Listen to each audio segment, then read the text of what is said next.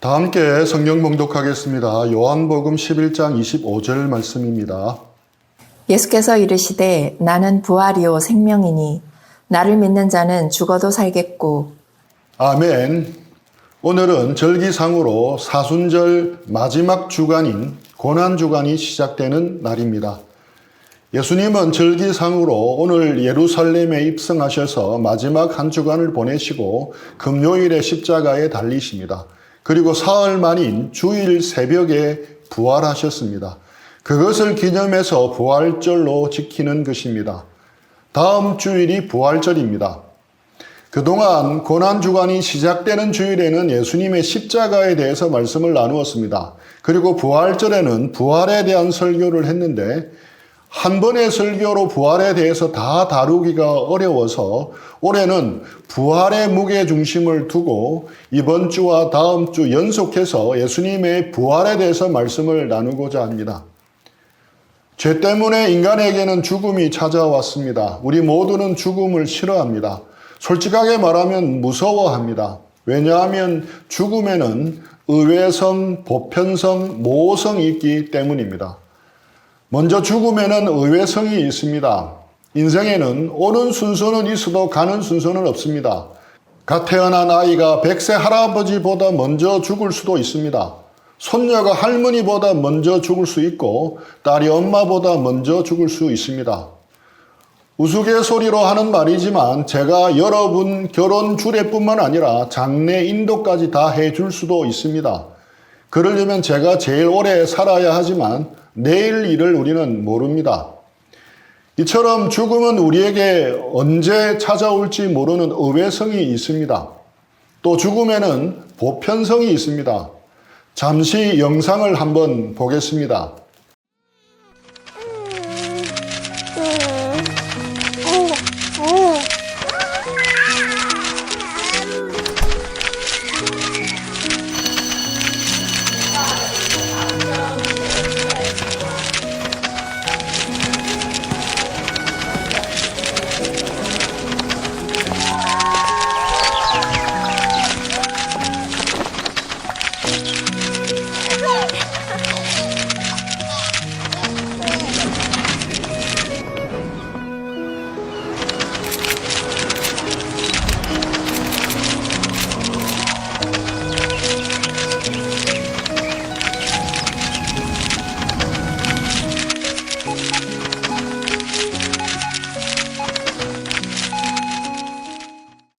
영상에서 본 것처럼 우리 모두는 죽습니다. 죽음을 피해갈 수 있는 사람은 단 한 사람도 없습니다.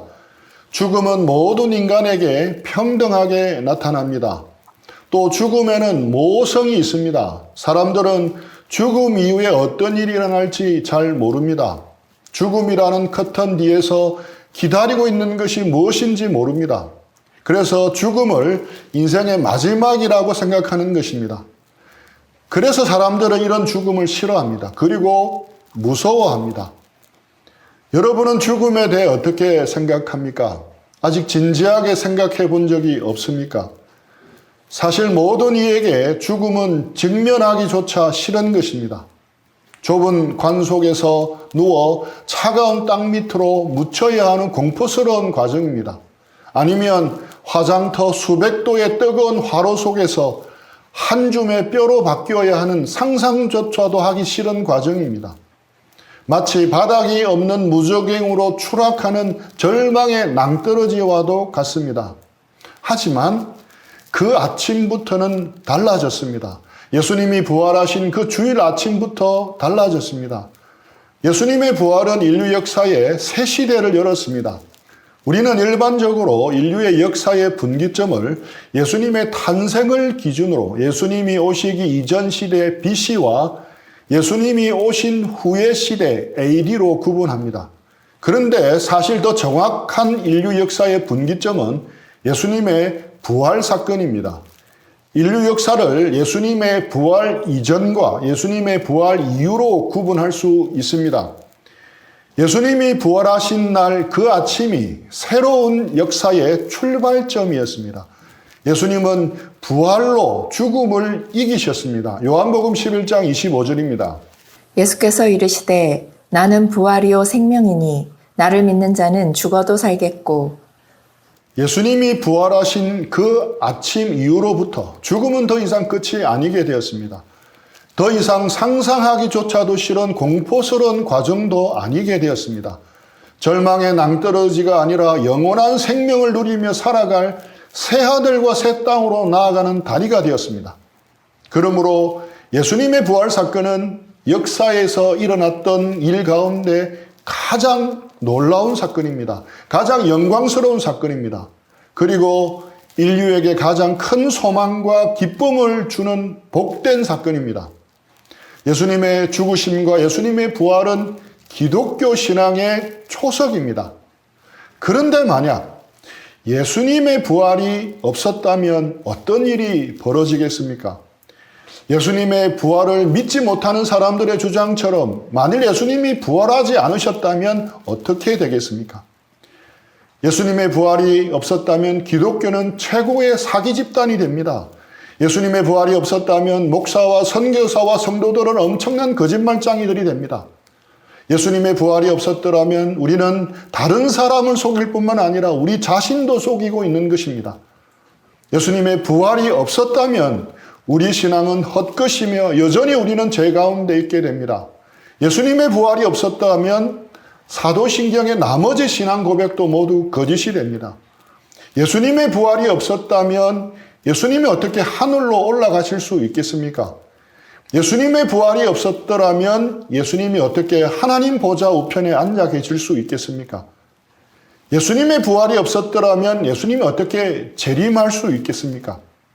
이처럼 예수님이 부활하지 않으셨다면 기독교는 송두리째 무너집니다. 뿌리 없는 나무가 죽은 나무이듯이 부활이 없는 기독교, 부활이 없는 그리스도인은 죽은 것이고 가짜이고 거짓입니다. 그래서 누군가가 기독교를 공격하여 무너뜨리고 싶으면 예수님의 부활이 거짓임을 증명하면 됩니다. 반대로 기독교를 변호하려면 예수님의 부활이 역사적 사실임을 증명해야 합니다.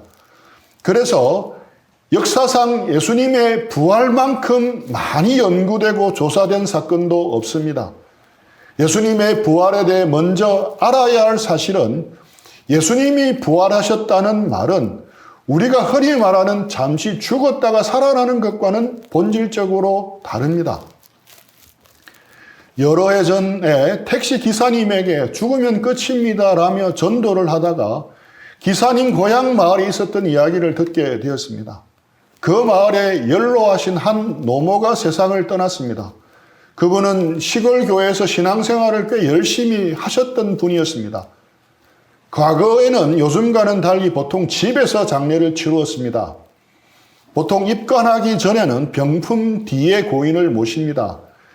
장례식장에서 향을 피우는 것은 이런 것과도 연관이 있는 듯 보입니다.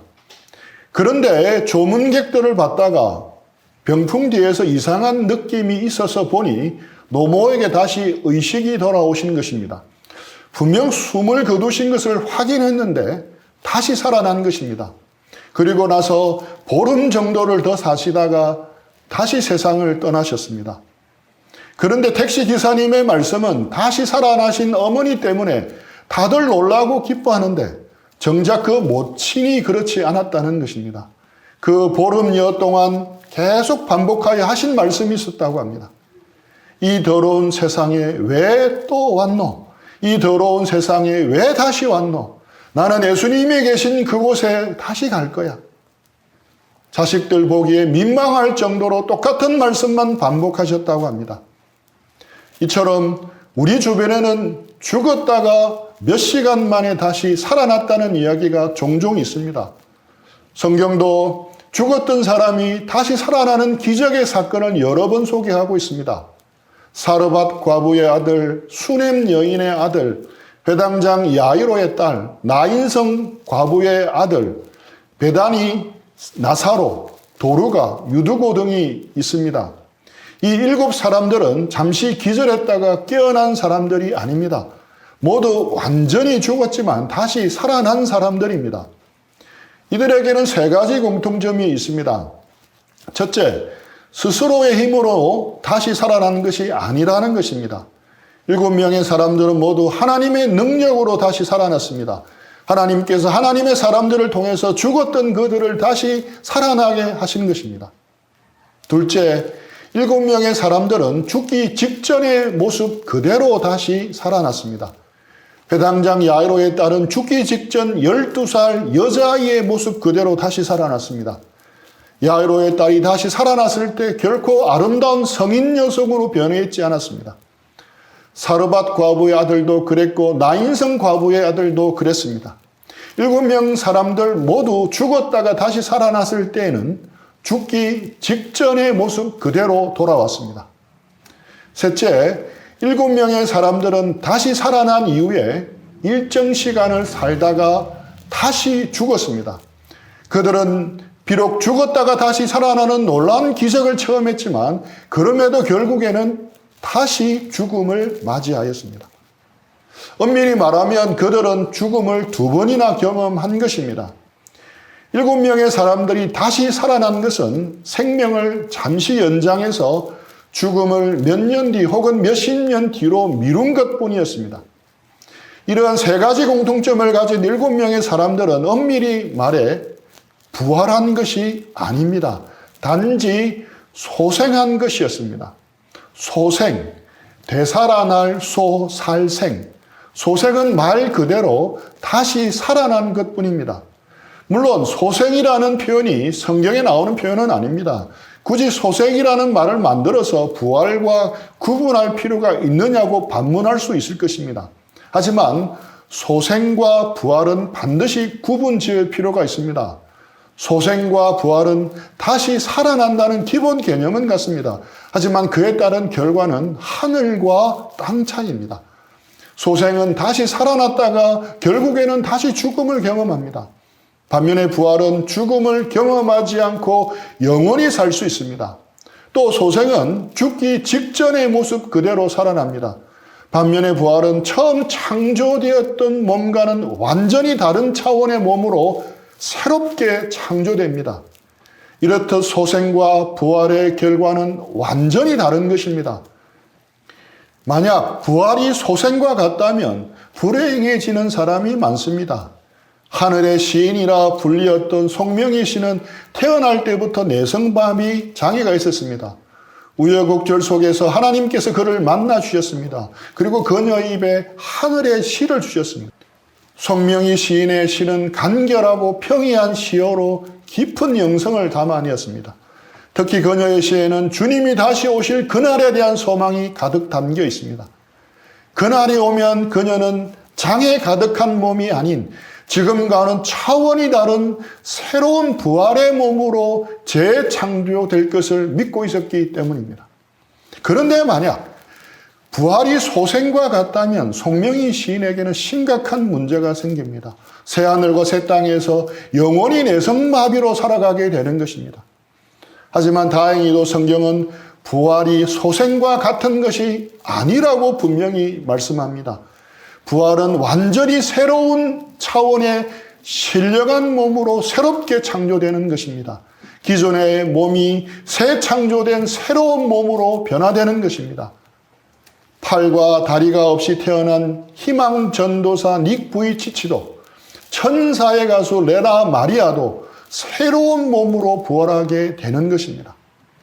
결론적으로 부활은 소생과 달리 단순히 다시 살아나는 것이 아니라 완전히 새로운 몸으로 변화되는 것입니다. 더 이상 썩지 않고 더 이상 죽지 않는 영생불사의 몸으로 영광스럽게 변화되어 다시 살아나는 것입니다. 예수님의 부활은 바로 이런 몸으로의 부활이었습니다. 그렇다면 예수님이 부활하셨다는 사실을 우리는 어떻게 알 수 있겠습니까? 예수님이 부활하셨다는 증거가 있습니까?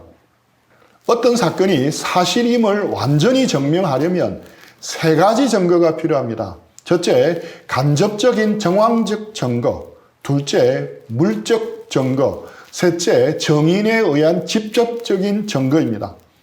점점 더 강도가 커지는 증거들입니다. 오늘은 가장 강도가 약한 간접적인 정황적 증거만 다루고 나머지는 다음 주에 다루도록 하겠습니다. 첫 번째로 예수님의 부활에 대한 간접적인 정황적 증거입니다.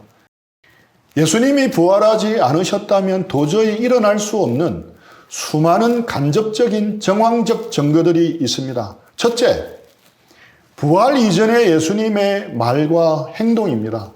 예수님은 부활하시기 전에 자신이 부활할 것이라고 여러 차례 걸쳐 말씀하셨습니다. 뿐만 아니라 예수님은 부활 전에 죽은 자를 살리시는 기적을 행하기도 하셨습니다. 또한 예수님은 자신이 하나님의 아들이라 주장하셨고 자기의 죽음 또한 단순한 죽음이 아닌 대속적인 죽음이라고 주장하셨습니다. 보시는 도표처럼 예수님이 하신 이런 주장에 대해서 두 가지 가능성이 있을 수 있습니다. 참일 수도 있고 거짓일 수도 있습니다. 만약 이것이 거짓이라면 또 두 가지 가능성이 있습니다. 모르고 거짓말한 경우와 알고 거짓말한 경우입니다. 모르고 거짓 주장을 했다면 예수님은 미치광이나 정신병자입니다.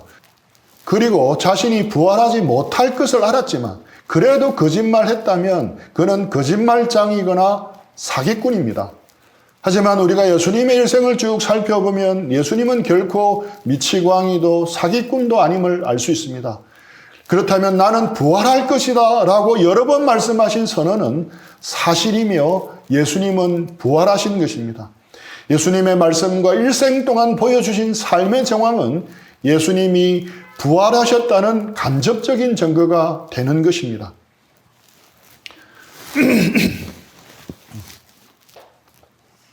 둘째, 제자들의 놀라운 변화입니다.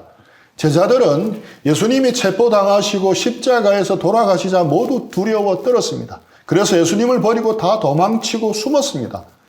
그런데 제자들이 갑자기 사자처럼 용감하게 나타나 예수님의 부활을 목격했다고 주장했습니다. 뿐만 아니라 예수님의 부활을 증언하다가 장렬하게 순교까지 했습니다. 예수님의 부활이 사실이 아니라면 예수님의 제자들에게 생긴 이런 놀라운 변화를 어떻게 설명할 수 있겠습니까? 오직 예수님의 부활만이 제자들의 이런 놀라운 변화를 설명해 줄 수 있습니다.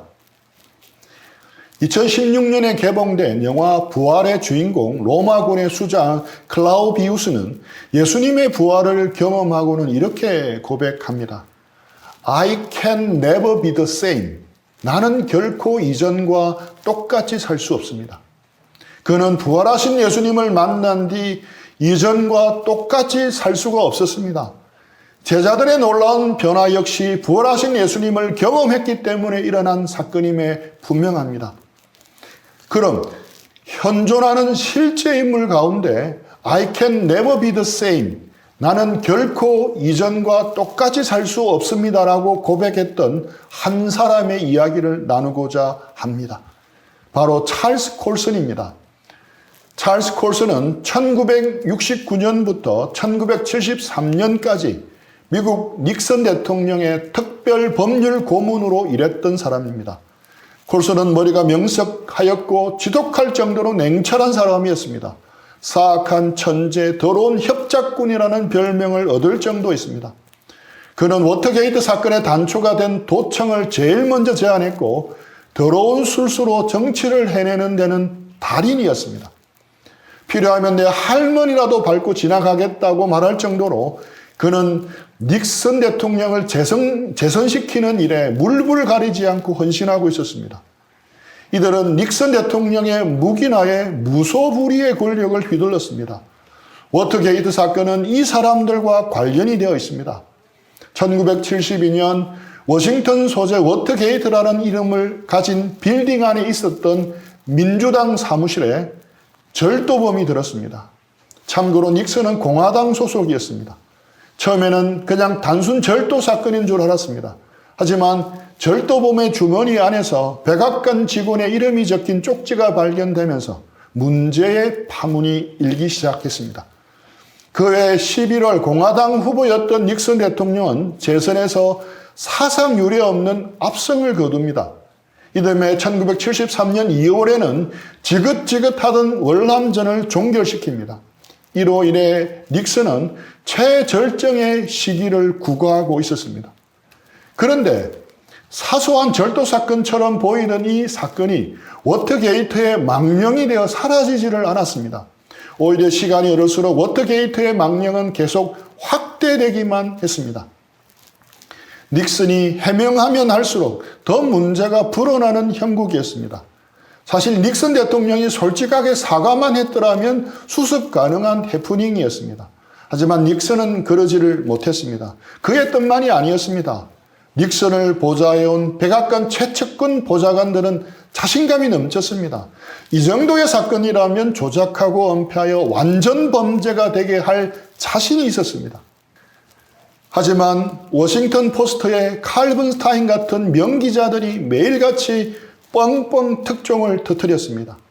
여론에 떠밀린 FBI가 조사를 하기 시작하자 이에 대통령은 CIA를 동원해서 조사를 방해했습니다. 그렇게 2년이 지났습니다. 마침내 1973년 3월 21일 닉슨의 문고리들이었던 12명의 최측근 보좌관들이 모였습니다. 예수님의 12제자가 떠오르는 대목입니다.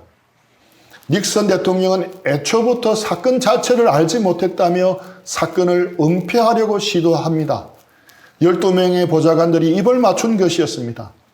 그 업무를 꾸민 보좌관들은 엘리트 중에서 엘리트들로서 미국에서 최고의 명성을 날리던 변호사들이었습니다. 모두가 최고의 법률 전문가들이었습니다. 어떻게 해야 사건을 완벽하게 은폐할 수 있고 검찰에게 어떻게 진술해야 철저하게 은폐를 유지할 수 있는지 누구보다도 잘 알았습니다. 이 일에 따라올 사람이 없을 정도로 전문가였습니다. 더욱이 그들은 모두 닉슨의 열렬한 신봉자들이었습니다. 그들은 자신들이 신봉하는 닉슨 대통령을 위해 최고 수입이 보장되는 로펌을 마다하고 닉슨을 쫓아 백악관으로 들어왔습니다. 닉슨을 위해 24시간 밤낮을 가리지 않고 일을 했으며 닉슨이 원한다면 생명마저 던질 각오가 되어 있는 자들이었습니다. 닉슨 대통령 역시 그들을 각별하게 대우해 주었습니다. 막강한 권한을 주었습니다. 그들은 대통령의 재가만 얻으면 장관도 장성도 심지어 군대마저도 마음대로 이동시킬 수가 있었습니다. 어떤 공무원이든 원하는 대로 채용하고 승진시키고 해고할 수가 있었습니다. 연방 예산 중 수조 원을 마음대로 주무를 수가 있었습니다. 전화 한 통화로 리무진을 마음대로 사용했고 심지어는 제트기까지 언제나 동원할 수가 있었습니다. 국립미술관에 있는 원본 그림을 대여 형식으로 자신들의 집무실에 걸 수도 있었습니다.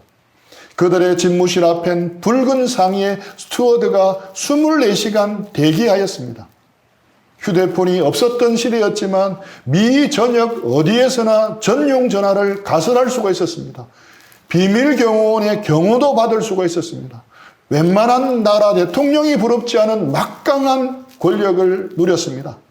그들은 자신에게 주어진 명예와 특권을 지키기 위해서 닉슨 대통령의 탄핵을 무조건 막아야 했습니다.